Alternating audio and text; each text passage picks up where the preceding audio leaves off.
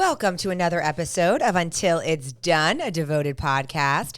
I'm your host, Dana Lynn Kay, and for the second time ever, I'm joined today in the studio with the love of my life, Greg. Hi, thank you for having me again, Dane. Yeah, welcome. So, the first episode that we ever did together was really fun, and if you guys haven't heard it, you can go back in the show and scroll back. It does give a background of like how we met, which we did. We met at a gym with that we both went to. It was like with pro athletes, and Greg was training there, and I was going there because the owner was my neighbor, and it was like a really cool place. And Greg noticed me and wanted to know my deal. I was freshly divorced, and he asked me for tacos, and the rest is history. We went out and had a good time. And so I know that question had popped up a few on my Instagram asking how we met for like new people. So that was just a really, really quick recap. So, but if you want to hear that other episode, we've done another one before, and we go more into some fun details on our first date. But anyway, so Greg is here, and starting November 20th, we'll be together for 5 years. It's a long time. Is that going to be your longest relationship? Yeah, for sure. Your long and serious relationship. Yeah, it's kind of serious. Yeah, I would say it's serious. Greg did put a ring on it, so we were very, very serious. We have a dog together, and we have a dog. He's our son. We co-parent him together very well. Mm-hmm. Greg trained him, so Jagger is like, I mean, look, people left a comment like, "Are Greg and Dana gonna have kids?" And like, I'll be honest with you, like Greg he'd be a great guy to have kids with. I think I'm too old for it, but if I was ever gonna have kids, I wish it was with you. So someone just had kids that was really old. Oh my God! Like, isn't Cameron Diaz? She was like 52 or something, and she just had kids. Well, and she's like pregnant with her second, and then there's like a lot of celebs that are like having kids when they're older. Yeah, allegedly it was natural, but like I don't know. No, I don't know about all that. But my whole thing is that like right now at my age, the thing is like, because somebody said, is there going to be a kid? And the thing is like, I'm 44. I just don't know that I could physically keep up with the demands of like the kids as a young age. And then I'm like, oh my God, like a 10-year-old and I'd be 54. Like, doesn't that sound exhausting? Yeah. Yeah. Yeah. So, but now you, that means that you must love me enough that you're giving up having kids for me. This is true. Yeah. And how did you know that you found the right one with me? Oh, tough question. I'm just going to dive right in because like people were asking that. I don't know. We had a lot of similar interests, and I never got tired of hanging out with you. And like just doing things and activities, and hanging out with our son Jagger. So, yeah, that was it really. Most of the time, I'd get tired of people.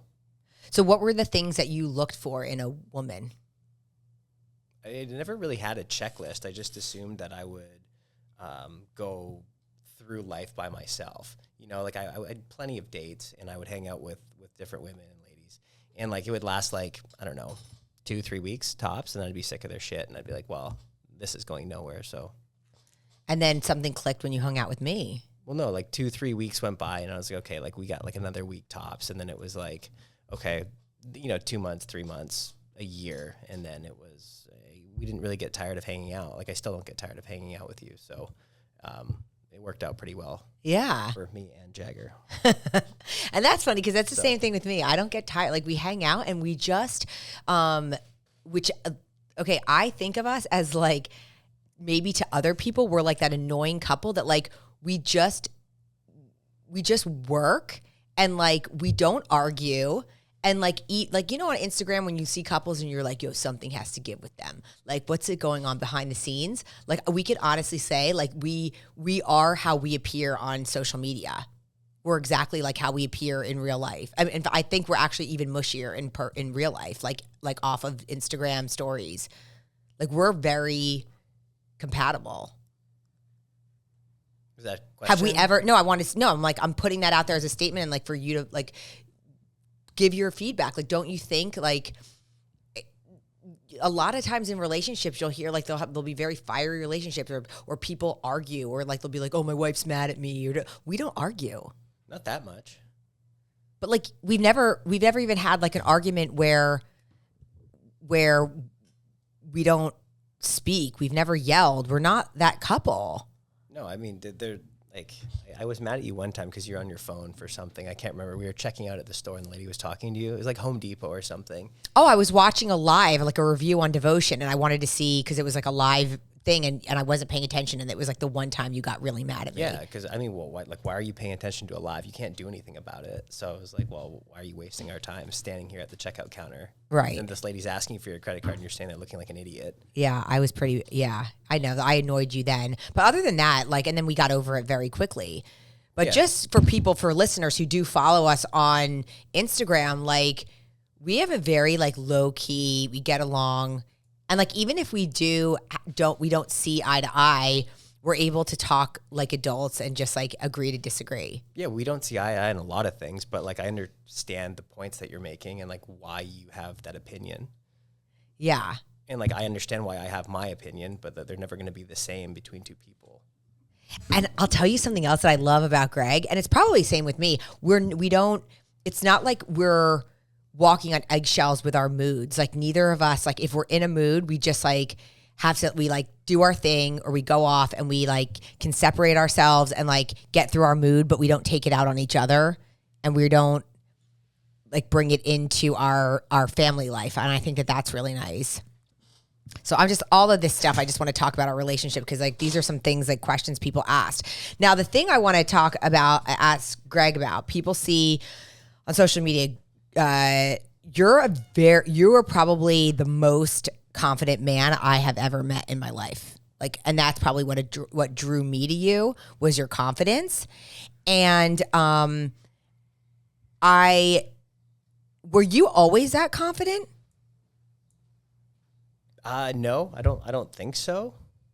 Because what in your life, okay, I've got to like, I know exactly what I want to talk to you about. So you were an athlete from like the time you could walk, okay? Accurate. And your parents sent me videos or you sent me proof of like trophies, winning trophies. You've got a winning mentality. You're not an athlete who just goes out there to play the sport. You go out to win, correct? Correct.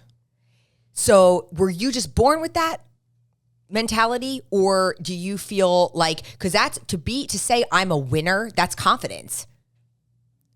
Yeah, I mean, I always wanted to win. I don't know if it was my parents or just in school, but like, what's the point in doing something if you can't win at it? But really, I'm flipping the question around. Like, why would you play a game if you couldn't win? There are some people who just participate. Lots of people run in 5Ks and marathons, and they're like, I just want to do it.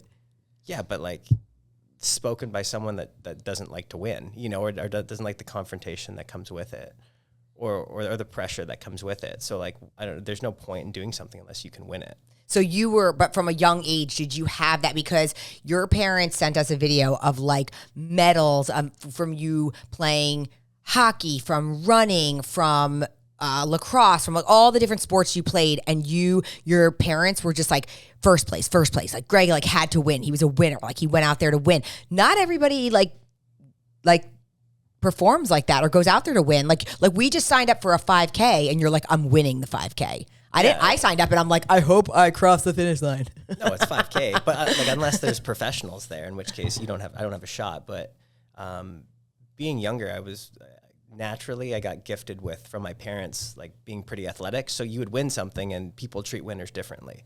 So when you would win, people would treat you different. So, if you're 6 or 7 and you win something and they're like, oh, like Greg's awesome. Like here, he's in the newspaper. He gets this, he gets a sponsor, he gets, all this other stuff. So like winners get treated better than participants. So like, why wouldn't you want to win?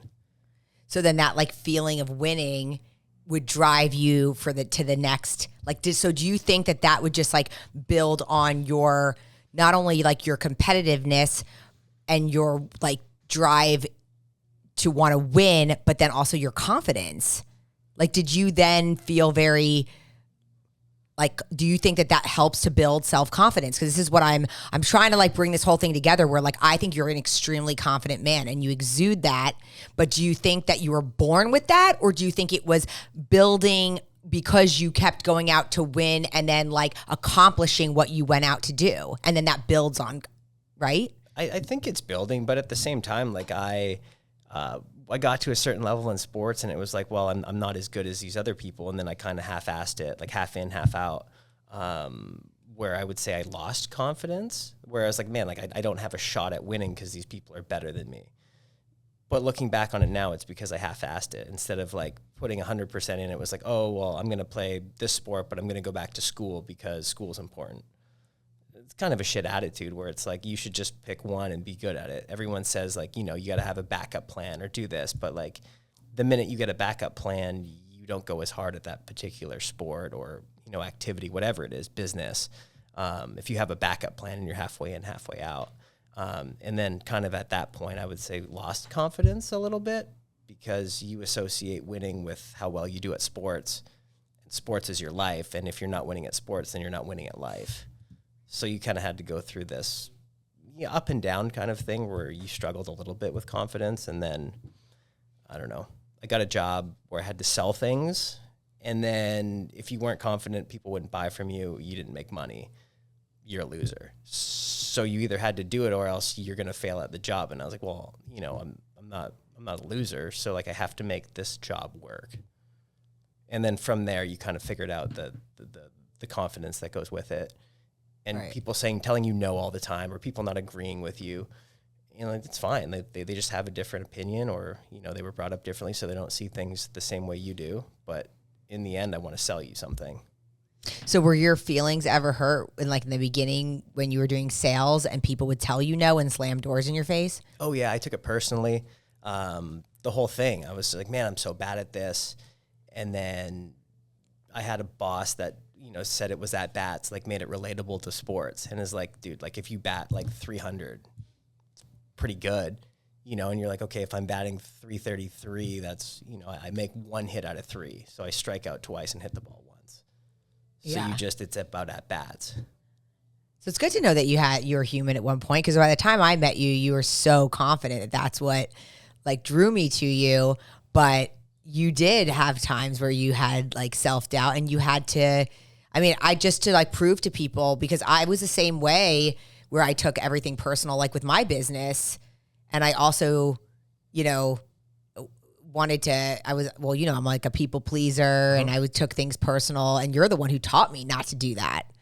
So, but to hear that you in the beginning of your sales and also with your sports, sometimes like you took a beating for a little bit to then have to build yourself up to where you are today. Oh, for sure. I can name plenty of times where I'm like, man, like I'm not cut out for this. But, you know, in the back of my head, I'm like, man, but I'm not a quitter. I'm not a pussy. So we're going to figure out how to get it done. And then the longer you just keep battling, eventually you get breaks.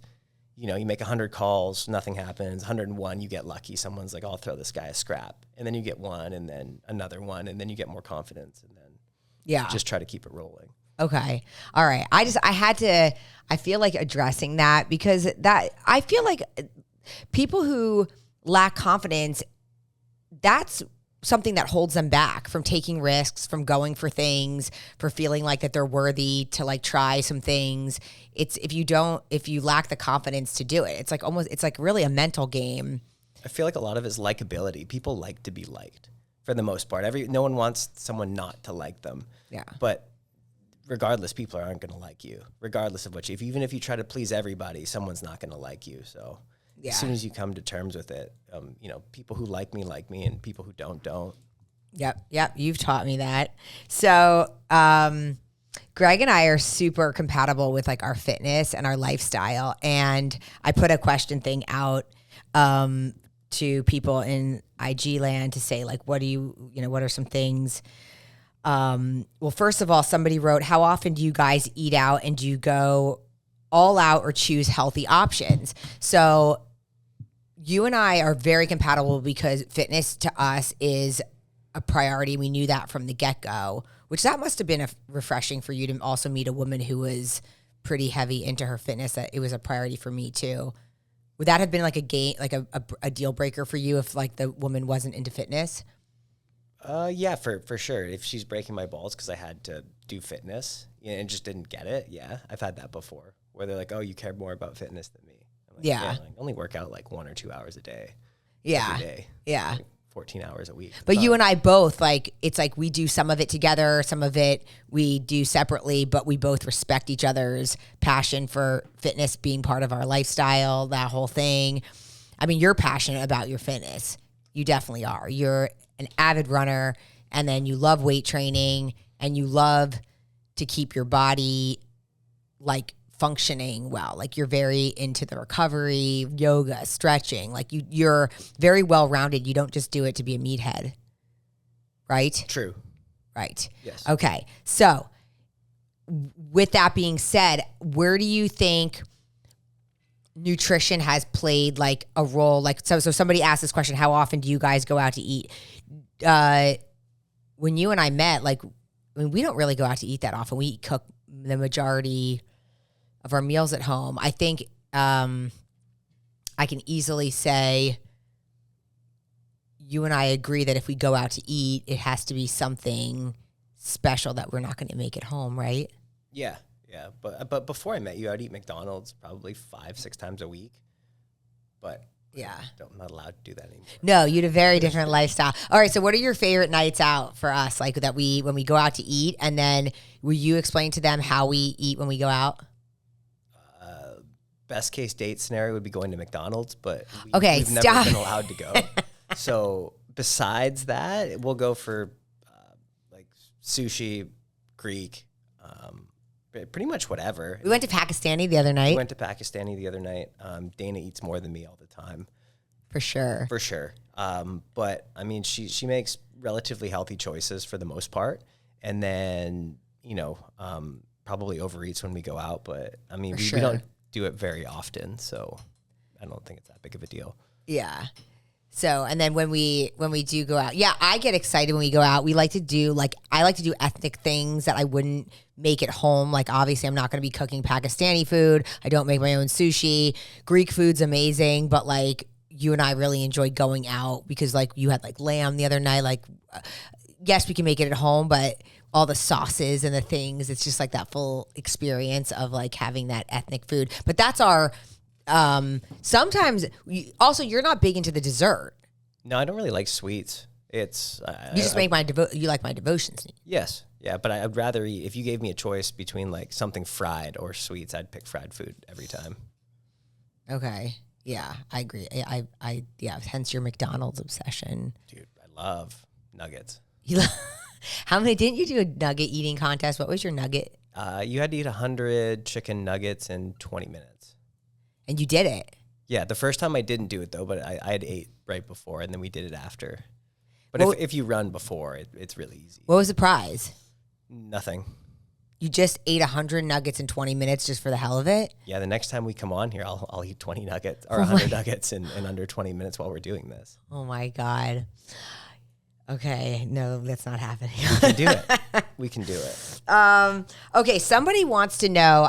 Somebody said, I'd love to hear more about Greg's Farms. So on Instagram, we went to the grocery store once, and I by accident picked up a bag of organic cheese, and Greg made me bring it back because Greg thinks that organic stuff is a scam.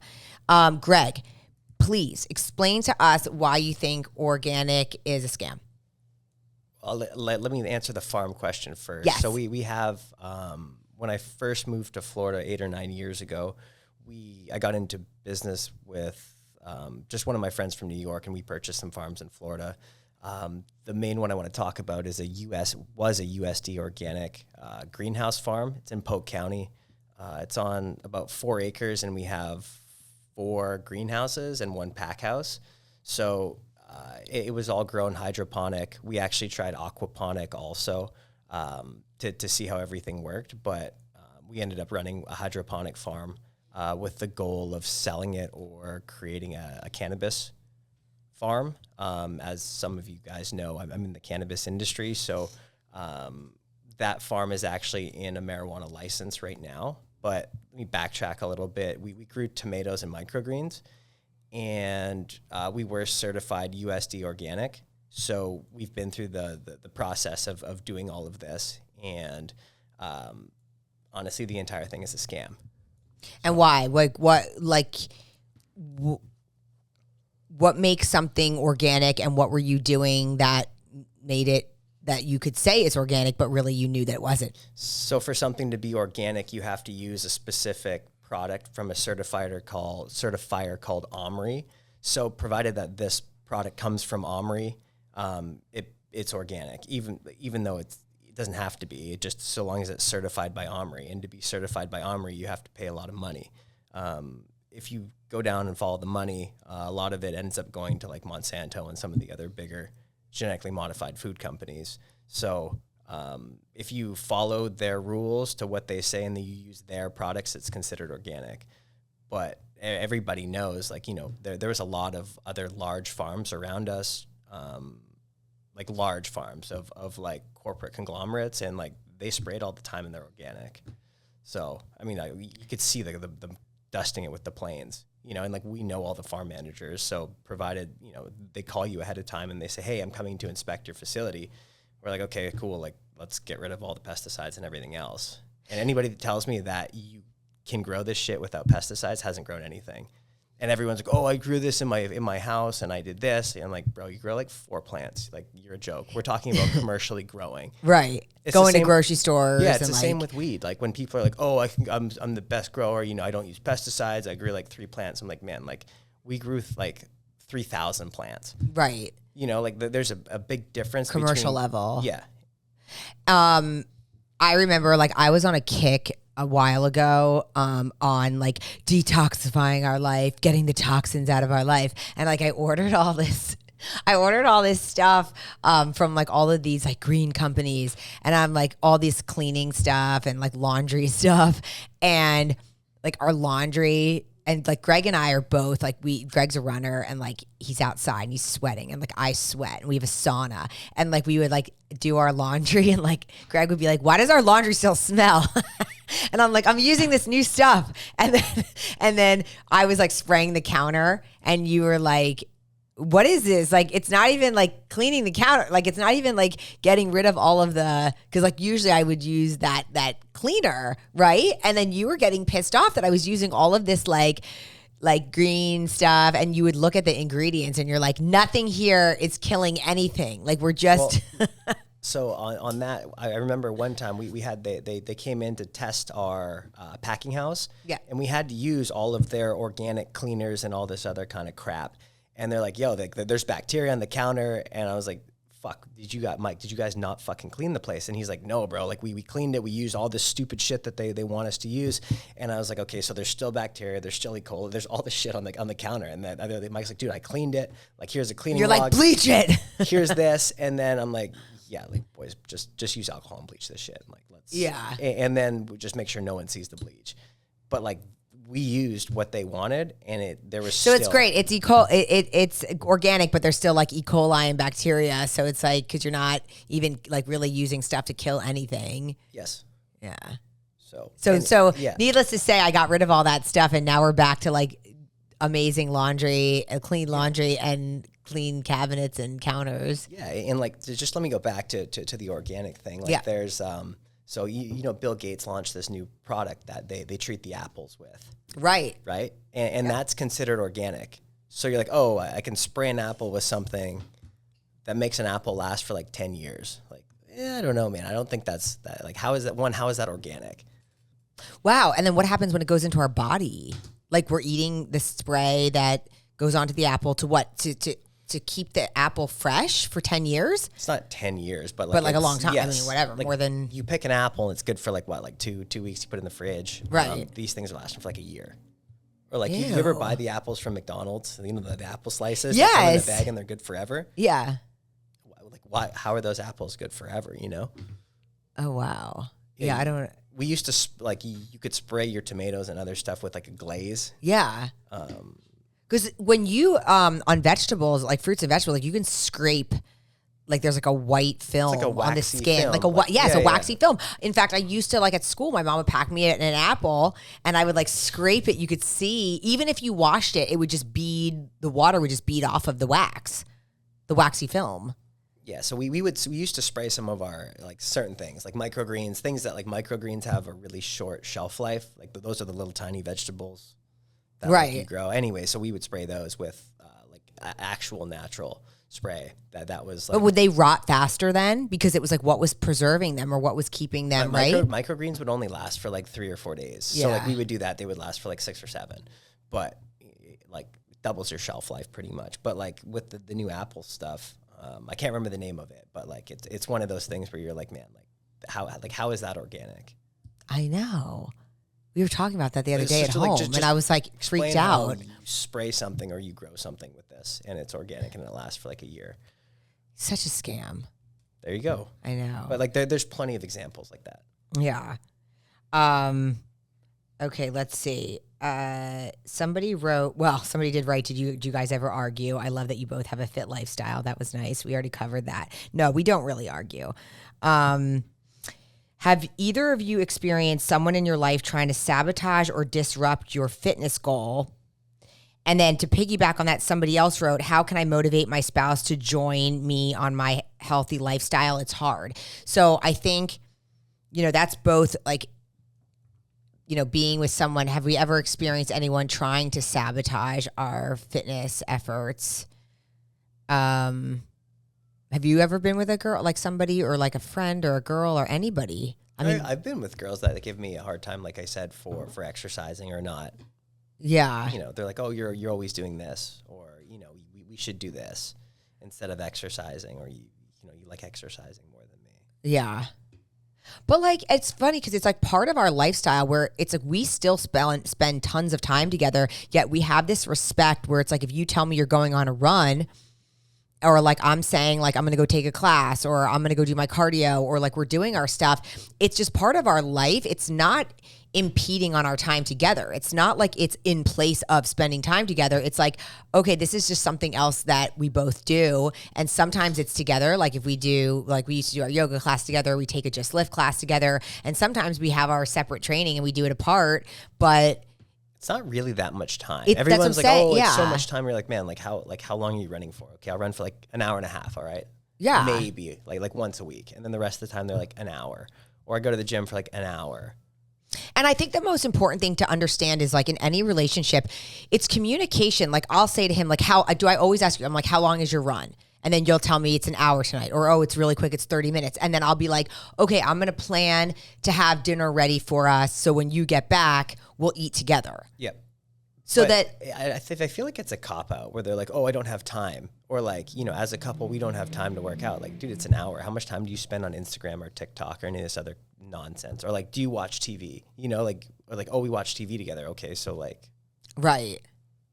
And then I think another really good tip would be sometimes in a relationship, you do have to, like there are times I'll be laying on the couch and I'm so freaking tired and Greg will be like, all right, we should take the dog around the block. And I'm like, oh my God, I really don't want to go right now. I'm so tired. But then I'll get up and be like, okay, because I know that 20-minute walk around the block is more time that you and I can be talking and spending together. And I feel like couples who are just like, no, you can go. And then it's like, well, there was an opportunity that you could spend with your significant other, either talking, connecting, just taking a walk or doing something active together. But a lot of people, it's like you have to sometimes think like this isn't just about taking a walk. It's about nurturing like our relationship and the time that we have together, because so much of our time is spent working, and then if we do each spend time on our fitness, it's like, well, we do have to carve out and make efforts to spend time together. And then the other really big thing that we do is we wake up together and we go to bed together, which might sound really cheesy, but like, no, we make sure that even if one of us gets into bed early, the other one goes up. We try to go to bed together. One of us doesn't just like stay sitting on the couch while the other goes up. It's like we always try to stay doing what the other one's doing, because then that extra time, even before we fall asleep, is spent together. Because we also know in the morning, like our precious time is like having a coffee probably in the morning, talking, and then you're packing up and you're out the door to work. Yeah, or we just go work out in the morning. But yeah, I would say that for sure. Waking up and going to bed together, I feel like is important, especially because everyone's so busy with work, or like you're traveling, or I go traveling for like 2 weeks, to Brazil or whatever, and then you're doing your thing, and you're up at Allen and I'm here. So Yeah. yeah. So it's like, and you have to make the efforts. Like you have to go out of your way. And there's sometimes that I'll be honest with you, like I'll make dinner and really I'm like, I'm so tired. I've been talking all day. I recorded podcasts or I've been on Zooms all day. And like, really, I just want to flop on the couch and eat my salad. But like, I'll know it's important for our relationship that we sit together and have dinner and like, we just keep the TV off and we just talk. Not every night's like that, but there are nights when I'm like, okay, we need to just like talk and connect. And I think that's important for relationships. Agreed. Yeah. I have nothing else to add to that. Yeah, but I just want to put that out there because the people are asking, how can I motivate my spouse to join me in my healthy lifestyle? It's hard. So like, yeah, so those are some tips about like taking the walk or doing something together. I love it that you take Just Lift classes with me because it was something that I really enjoyed and got into and you jumped in. And like whenever we go together, we can still train at different levels, but we can do them simultaneously. Like we can do it next to each other. So we're still working out together and doing an activity together, but you're still doing your weights. I'm doing mine. Yeah. I mean, to answer their question, I would just say like, I would ask them to join you doing activities. And then if they keep saying no, I would chirp them for being lazy and sedentary. Yeah. That's probably about it. And You do that to me every now and then. Like when I won't do my stretches and then you'll want me to stretch. Like you'll nudge me to do it because you'll know I need to do it. You'll complain, oh, I'm so sore. Like, when's the last time you stretched? You're like, April. Like, it's not how this works. Yeah, I'm bad about that. We used to be so good doing our hot yoga together. Well, they closed the road, so it takes like... Yeah, in our defense, they closed a road to our hot yoga place, and then it took like double the time to get to our hot yoga. And then the two of us were just like, oh, whatever, because then it would eat up a lot of our time together after work. Dude, you burn an hour. Easy. Just driving from there. And then you take like an hour and 15-minute class. It's 2.5 hours of your day. Somebody said, what mindset practices do you both use to stay on track? What do you think? Like, I know that question's hard for us because it's just so ingrained. It's our lifestyle. But like, what do you think? Like, what is some like mindset things? Like, I know you read a lot. You read a lot of books. Like, are there things that have resonated with you that have kept you moving in the right positive direction or? Not really, man. I've made fun of my friends so much if they're fat or like just lazy that or like out of shape that I know if I get out of shape a little bit, I'm never going to hear the end of it. So yeah, until the end, like I'll be in shape until I can't. Yeah. Plus, it's like once it becomes your lifestyle, once you keep it rolling and you feel what it feels like to be in shape and feel good and like challenge yourself, it's like even with this 5K right now, Greg and I are going to do one in October, and Greg is like, I'm going to win it or whatever. And at first, he was like, Dana, I want you to win your category. And I'm like, you're out of your mind. Like, you're lucky I'm even running it. And then yesterday, I did a run. And I kind of like, I started to do like push myself. And I realized, and I got home and I told you, I was like, it was mental for me because I picked up my speeds and I did the sprinting. And it was what I was saying to myself in my head that my body was going, right? Didn't I tell you, I was like, Dana, just relax and open up. And I say open up because it was like I was opening up my stride. I was opening up like when I run, I'm very like tight and like nervous. And I'm like, what am I nervous about? Like nervous to feel the pain of running? I don't know. But it was like in my head. I mean, do you talk to yourself when you run to push yourself? Yeah. I don't listen to music. So it's just. So what are you saying in your head to yourself? A mental battle? Nothing. Just don't be a pussy. Do you like, I mean, obviously you follow a lot of running programs, but do you like set a goal before you go out so that you know? Well, each run has a goal, yeah. Whether it's a heart rate or, a distance or a time distance. And, I try to do it for where I'm at in my training. And it doesn't really matter if it's a 5K. I'm not getting paid to do this, but I just want to do better than the last time. And right. That's it. So I do whatever I can to get better, even though I'm getting older, but I'd still like to see my times go down. Sure. But at some point, there's an inflection point where it's not going to happen, but, we'll just keep trying to do our best. Do you always have like, are you always pushing yourself to do like always have a challenge or like a running program going? Do you always feel that you need that carrot in front of you? Yes. Okay. Yeah.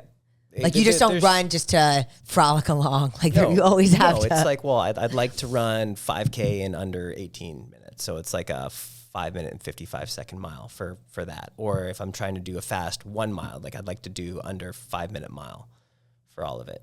And like, it's an arbitrary number that I made up in my head that when I watch people run and they look fast, I'm like, I could do that. Yeah. And that's it. It's not based on anything. Okay. And if like last 5K, for instance, I did it in like 1915 or something like that. So like this time I better do better.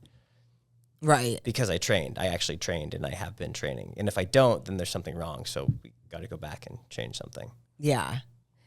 Yeah, that I think that that's what's helped me doing these Garmin running programs that you got me going on, setting those goals. And then at first, it's so funny. Like I'm a very quick like to shoot you down. Like when you're like, you should train to win. And then I'm like, what? You're out of your mind. And then like the more I marinated in it, I was like, you know what? Like, even though I'm not like a runner or whatever, I'm like, okay, I'm going to like set that goal. And I know it sounds hefty, but I am going, like, I feel like it's important to set the bar high and go after it. So, but like to your point on the running thing, I feel like it's not just running. If that's how you approach running, it's the same way you'll approach running your business or, your personal life.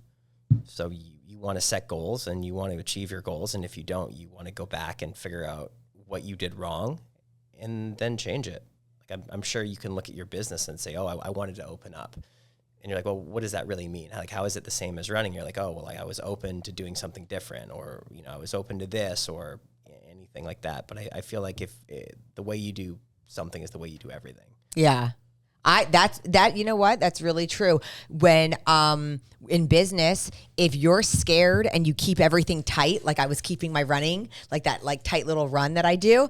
And I was like scared to like open up, just like open up my stride, like open up my speed, like let my legs go.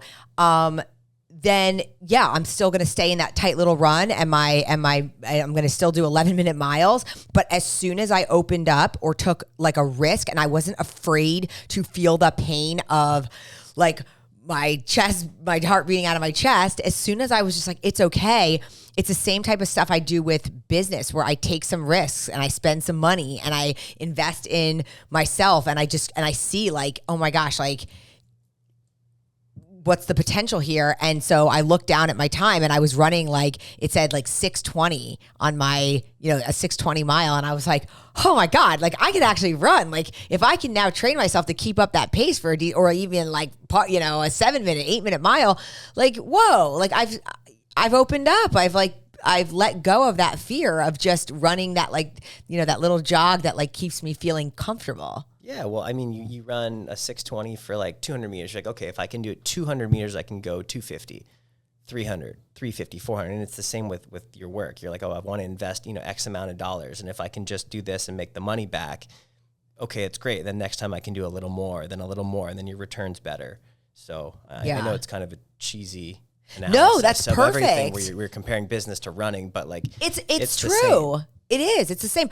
When I would run without even the Garmin thing, I would have to play those games myself. And I'd be like, if I can just get to that tree, you know, and then I would be like, and I get to the tree and I'm like, okay, I'm just going to get to that stop sign.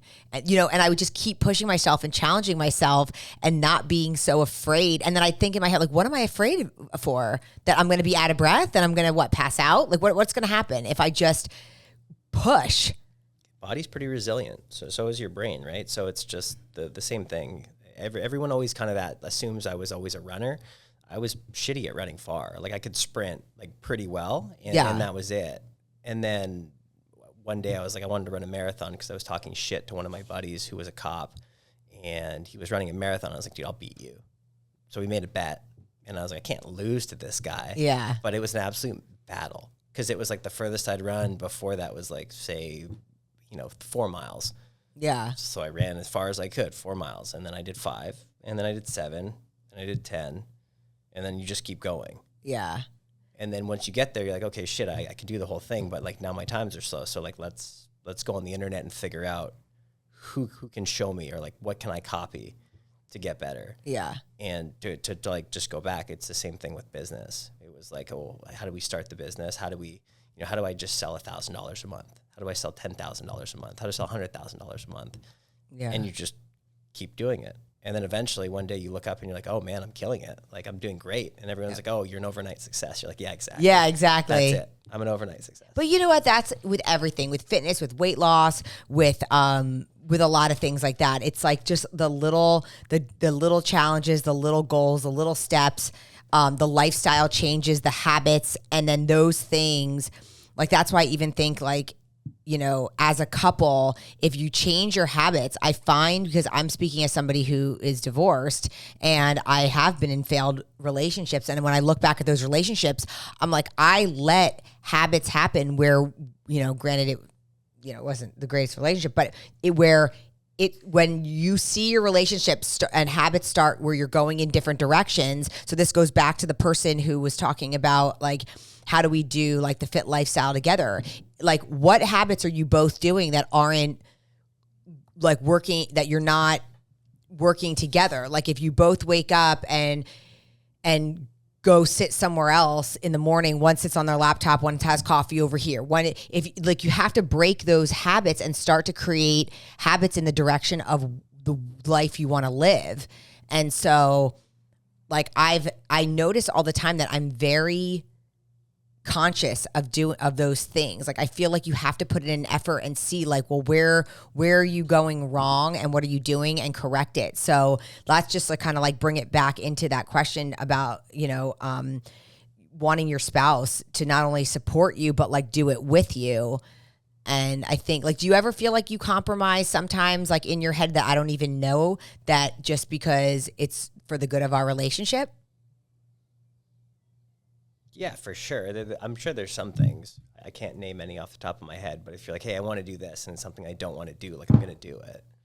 Or like have to give up like your run because you're like, oh, I really should like do something with Dana. And like, it's not that I'm asking you, but you're kind of like, all right, I'll reschedule it because tonight we'll go do something together. Or, like, don't you feel like there does take a little bit of like personal sacrifice, and that's like that beautiful dance of two people like spending their life together, is that it can't always be like, this is my way, this is my way. Yeah, it doesn't work. It can't be like, oh, Dana's doing 60%, I do 40%, or you know what I mean? Like it's got to be an even compromise on everything.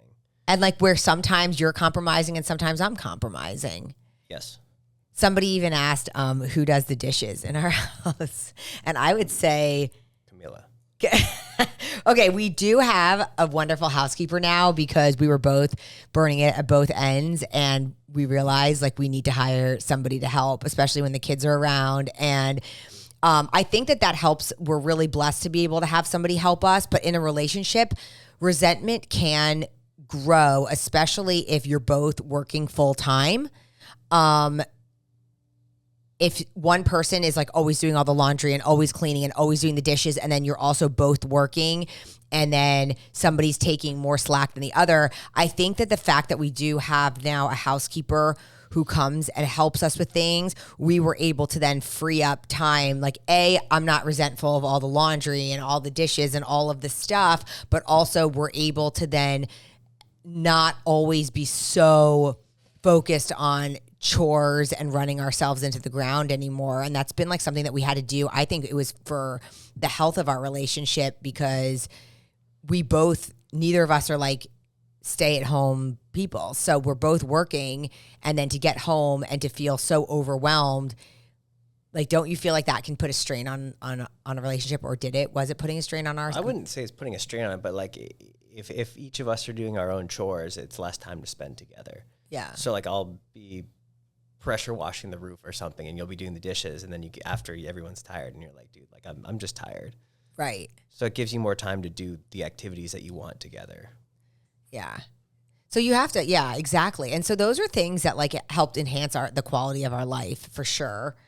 But we both do the dishes, and we both do chores, and Greg is very handy. And he does a lot of stuff around the house, which I love. I needed to be with a handy guy who could just get stuff done, because we're very like get stuff done. I'm the type that it'll piss Greg off. But like if I ask him to do stuff and he doesn't do it, like I'll do it myself. And then if he doesn't like the way I did it, I'm like, well, I wanted it done, and I just do it.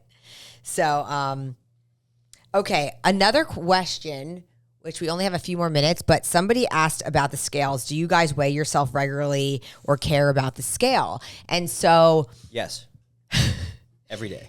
Yes. So that's something that I put on social media before.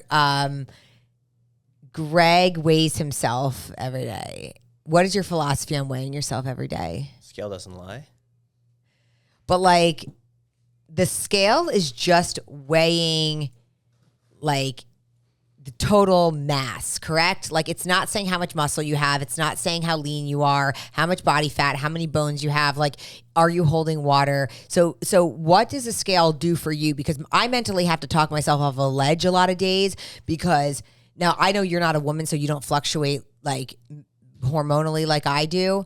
And you also, but like you do fluctuate. Yeah, I'll go up 10, 15 pounds in a day, but yeah, just try to keep yourself accountable. Like if I should be 165, and if I weigh in at like 170, like, oh, I probably shouldn't eat today, or I should probably eat less. But you're using food as like, oh, I shouldn't eat that much or I should eat less. But like, are you ever taking into account like, hey, I trained really freaking hard and I'm swollen with water, or No, you're not. Or like you run like crazy. Like you don't take into account like I'm sore, I'm swollen, I'm inflamed. Like no, but I've been doing all those things my entire life. So like if I'm heavy, I shouldn't be heavy. So it's like, okay, yeah, let's cut the cows a few, and that's it. So I'll admit let's double our exercise. Yeah. So every now and then I do get pissy with Greg, or like I don't let him know, but like he can easily like go to bed. He's 175. He'll wake up. He's like 162. And I'm like, and then he's got to tell me. And like for me, like my body doesn't fluctuate like that anymore. It used to in my 30s, and it was like really fun that I could go to bed and I'd be like all bloated or whatever from like the day, and then I could wake up and I would be like shredded. And I just don't do that anymore. Like I'll wake up and I'm still heavy, and I'm like, oh my God. And so it does. I haven't even weighed myself in I don't know how long, because right now I just don't know that I can mentally handle it. But you don't let it bother you. No, I weigh myself at home. I weigh myself at work. I test all the scales at work too, just to make sure. Because it doesn't get in your head. You're not like letting it dictate your day or how you feel. No, if I'm really heavy, then I should probably eat less and exercise more. Oh, you're so old school. It's pretty cut and dry. Yeah, I know you're. So then Greg will just like rinse himself and then eat less. There you go. That's a whole nother topic. Anyway, that's the scale question answered, just because, I mean, that's a whole thing and we could totally like delve deeper into that. But yeah, Greg does weigh himself. I don't as much anymore because it is mentally tough on me, and it does piss me off when he can like just drop so much weight so easily and I can't. And it sucks that I've gotten to the point that this is how it is. But let me see. Why does it bother you so much? Why does it bother me? Yeah. That the scale fluctuates? Yeah. Because in my head also I have a number that I feel like I should be. And if I don't see that number, or if I've been like working hard for a couple days and then the number's up, I'm like, what am I doing wrong? When really I've done nothing wrong. I've worked out. But wouldn't you want to know where the scale's at instead of not looking at it? It's like, but like I can almost feel like I'll know. I'm like, I'm heavy. Like I can feel that my legs are full. I can see the water in my arms. Like I'm almost like I don't even want to know. And then what'll happen some days, I'll feel really lean and tight and I'm feeling great, and I'll get on the scale expecting a number in my head. And then I see it and I'm actually heavy for whatever reason. And then I get this like disappointment and this letdown. And I'm like, oh my God, I've been doing so well. What did I do? But like really it's like because like I'm swollen, or I'm bloated, or I'm getting my period, or I didn't drink enough water, I'm holding water, or I trained really hard and my legs are inflamed. You know what I mean? So it's like I let it get to me, yet I'm doing everything right. But wouldn't you still want to know? No, because then it messes me up, and then the rest of the day I'm like, oh, woe is me, I'm heavy. Yeah, but like, what do you not look in your bank account? You're like, oh, the business is going great, but like, I don't want to look in the bank account because I'm not sure where it's going to be. I know this. Yeah, this is like with tracking we talked about. Yeah. Like tracking is a smart thing to do. Like being aware. Yeah, I like your point. I'm just going to roll the dice. Maybe there's But, money like, in there. Maybe there's not. No. You got to look at your bank account because the bank account is the absolute. That is a definite number, and you know it. That's how many dollars you have. But what I'm saying is the Those scale. are the amount of pounds that I weigh. But like you don't know where it's coming from. Dollars are dollars are dollars. It's not like how many quarters do you have, how many pennies do you have. But when you're on the scale, it's like maybe it's a lot of water weight that I'm about to pee out. If I drank a gallon of water and a gallon of water is 8 pounds, so did I gain 8 pounds or do I just need to piss it out because it's a bunch of water? Make the same analogy for your business if you wanted to. You're like, oh, my accounts receivable are really low, so like there's a bunch more weight coming in, or like you can draw this to your business pretty easily. Okay. I haven't paid my bills for the month, so my bank account looks really high. But then I have to pay those bills, so the money's gone. Right. I don't know.